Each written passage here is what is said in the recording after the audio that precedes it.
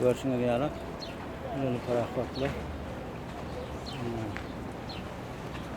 Mekka'da bunu giden cahiller.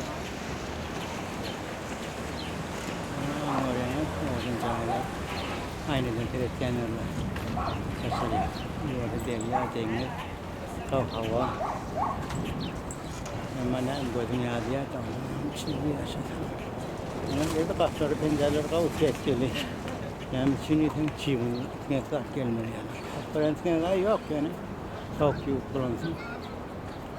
Onda da çiğin anlardan soğuğa yerine koyuyor ya.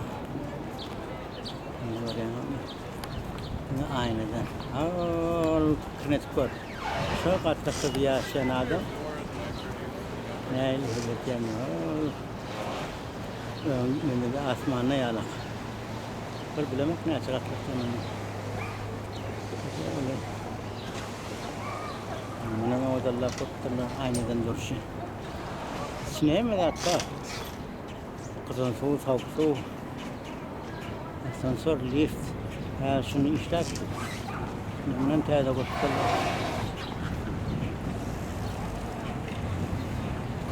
Başka ilk keşif kurtlarla.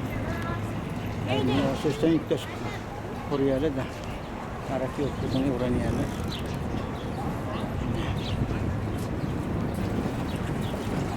Taksiyen geldi. Ayar meselesi geldi. Ucağına hayvancık. Burada aşağı var. Bilang milli bayram.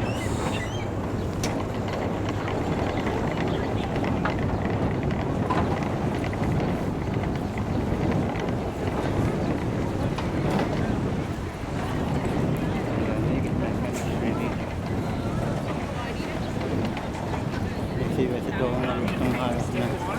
Konuştum barsam. Ben Twitter'da görsem. Aşırı sorun. Orada internet yok.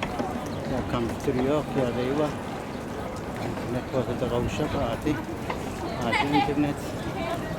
Sanyalardan da yok.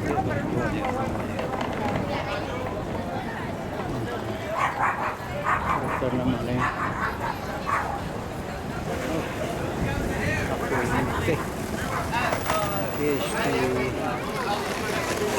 Buraya mülkülüyem kan.